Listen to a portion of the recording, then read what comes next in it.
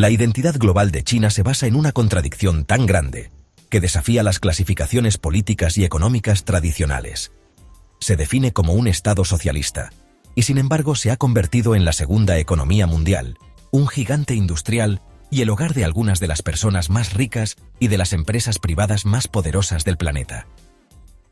Piensen en personajes como Jack Ma, el fundador de Alibaba, un verdadero ejemplo de éxito empresarial en China.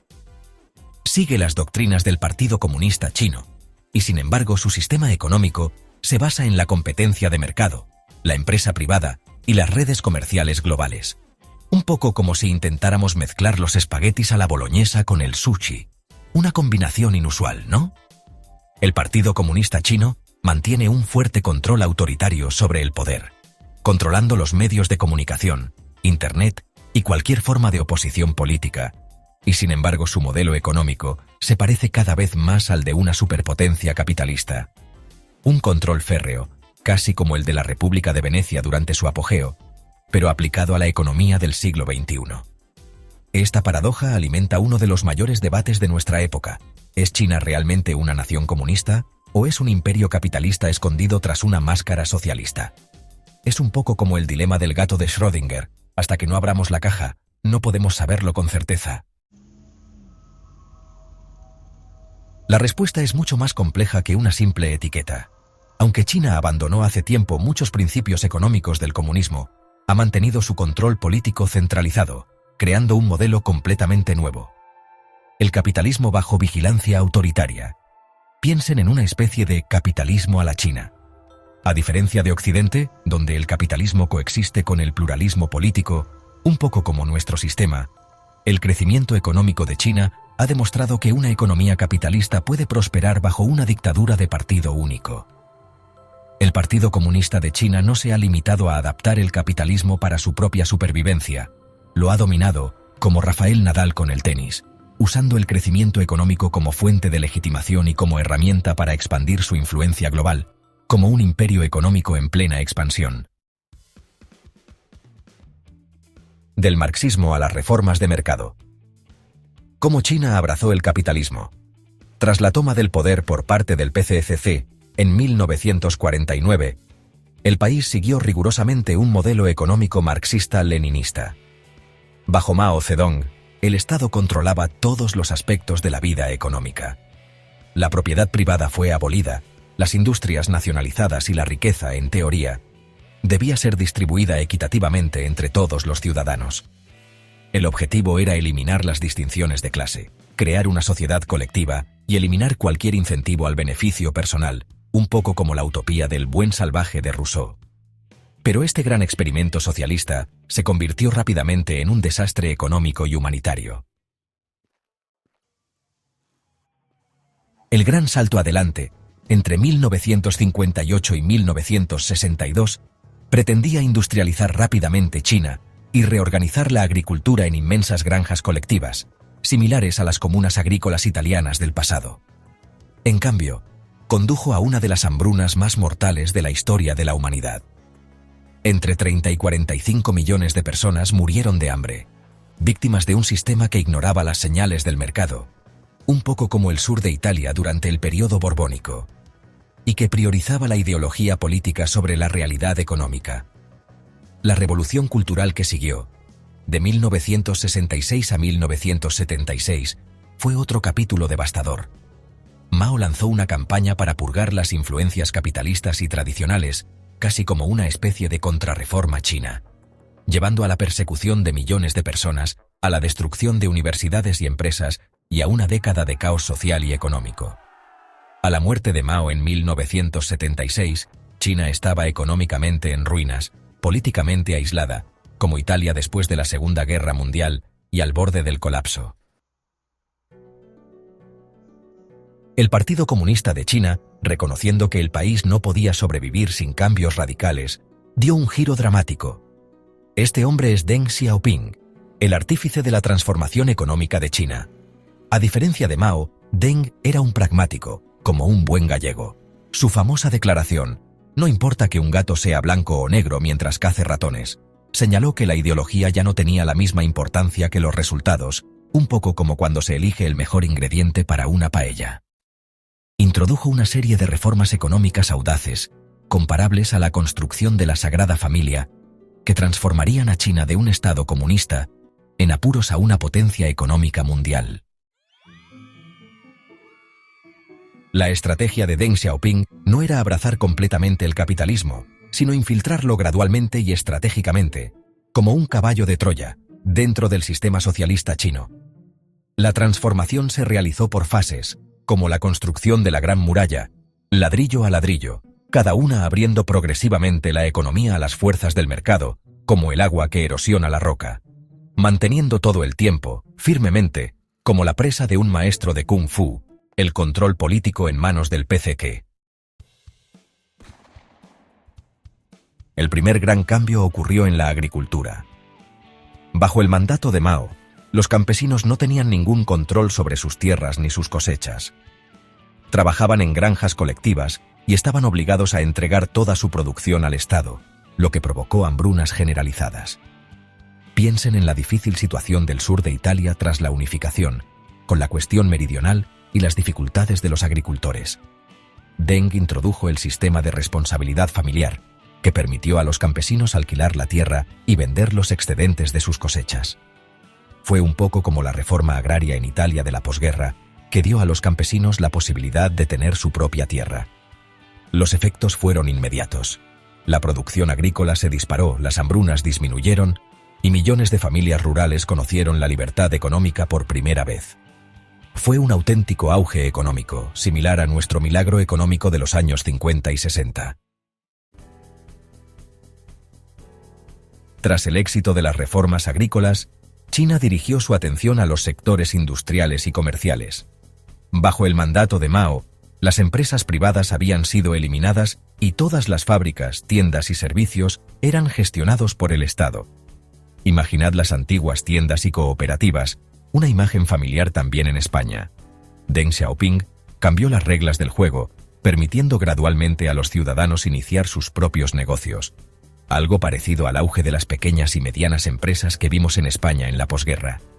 Pequeñas tiendas, restaurantes y pequeñas fábricas privadas comenzaron a florecer, introduciendo un dinamismo económico que había desaparecido durante décadas. Una explosión de energía empresarial, similar a la que transformó ciudades como Madrid y Barcelona.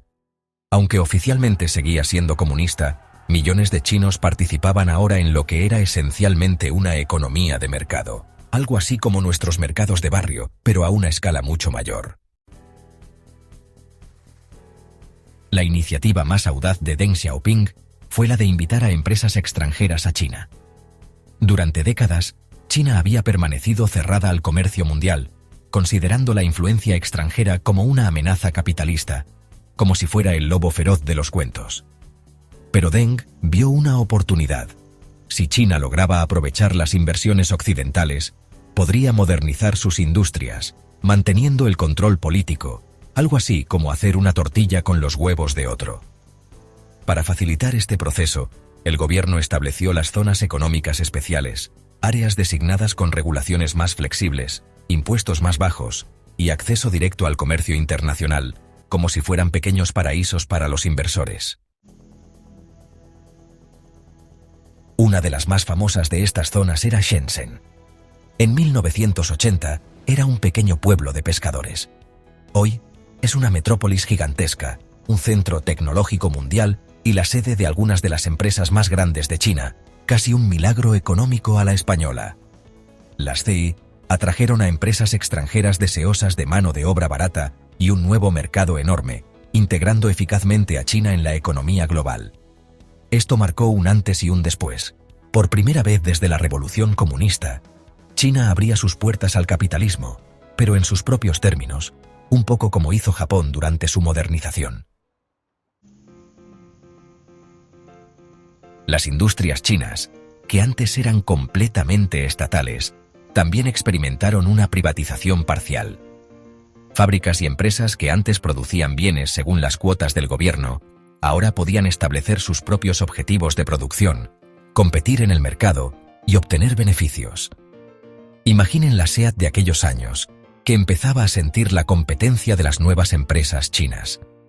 El resultado fue un aumento de la eficiencia productiva, un auge de las exportaciones y la rápida transformación de China en la fábrica del mundo.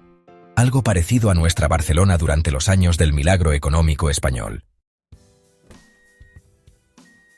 Las cifras hablan por sí solas. Entre 1980 y 2000, el PIB de China registró un crecimiento asombroso del 10% al año, uno de los ritmos de crecimiento más rápidos de la historia. Imaginad, un crecimiento similar al del boom económico español, pero prolongado durante 20 años. Más de 800 millones de personas salieron de la pobreza, convirtiéndola en la mayor campaña de reducción de la pobreza jamás vista en el mundo. Un resultado comparable a sacar de la pobreza a toda la población europea. La inversión extranjera fluyó, consolidando el papel de China en el comercio mundial. Como un moderno Marco Polo, el mundo entero mira hacia China. A principios de los años 2000, China ya no era un estado comunista en apuros, sino un gigante capitalista en pleno auge, una especie de nuevo imperio romano de la economía. La señal más evidente de que China ha abrazado el capitalismo es quizás la aparición de su clase de milmillonarios. Si China fuera realmente comunista, la acumulación extrema de riqueza sería imposible. Piensen en lo diferente que sería el mundo si todavía viviéramos en la época de Mao y la Revolución Cultural. Sin embargo, hoy, China cuenta con más de 1.000 millonarios, solo superada por Estados Unidos. Casi como una nueva fiebre del oro, pero en versión moderna. Los magnates de la tecnología, los magnates inmobiliarios y los gigantes de las finanzas acumulan fortunas que rivalizan con las de Silicon Valley o Wall Street. Figuras como Jack Ma, antes de tener problemas con el partido, son un claro ejemplo.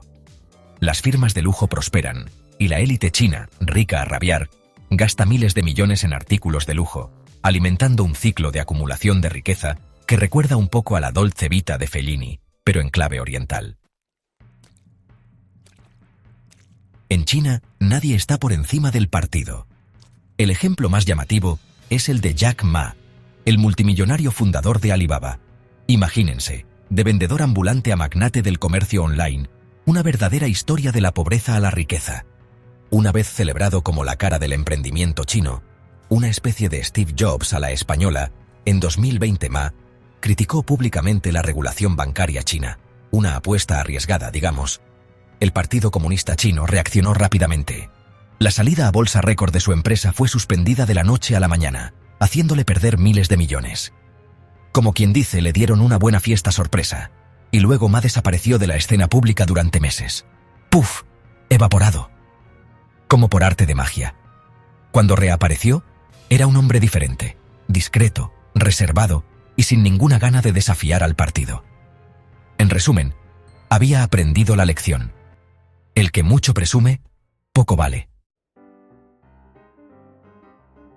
Este episodio ha enviado un mensaje claro. La riqueza está permitida en China, pero no el poder. Los empresarios pueden hacerse ricos, pero nunca pueden desafiar al Partido Comunista. Es como intentar escalar el Everest en zapatillas. El Estado mantiene un estricto control sobre los sectores clave: banca, energía, telecomunicaciones y tecnología, asegurándose de que ninguna empresa ni individuo pueda operar fuera de su influencia. Prácticamente, es como el Gran Hermano, pero con más mandarinas. El modelo económico chino actual no es ni totalmente capitalista ni comunista. Es un sistema híbrido que fusiona los principios del libre mercado con el control autoritario. Piensen en una especie de capitalismo a la China, algo así como nuestro café Carajillo, pero con una dosis mucho más fuerte de control estatal. Permite la iniciativa privada, pero siempre bajo la atenta mirada del PCH. Un poco como la abuela que controla que los nietos no hagan travesuras. Incentiva las inversiones extranjeras, claro, pero las regula hasta el más mínimo detalle, como un director de orquesta que dirige cada instrumento. Promueve la creación de riqueza, como un buen padre de familia que quiere lo mejor para sus hijos, pero se asegura de que el éxito económico nunca se transforme en influencia política. En resumen, como se suele decir, a quien madruga, Dios le ayuda, pero quien se mueve demasiado se arriesga a acabar en la red. El mundo debe reconocer a China por lo que realmente es: un imperio capitalista gobernado por un régimen autoritario.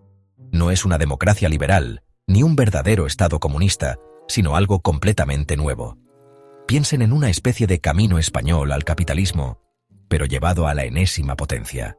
China ha encontrado la manera de explotar el capitalismo manteniendo al mismo tiempo el control político absoluto, como un moderno príncipe de Maquiavelo. Y al hacerlo, China no solo ha redefinido su propio camino, sino que ha cuestionado la idea misma de que el capitalismo y la democracia deban ir de la mano, un poco como la paella y la siesta.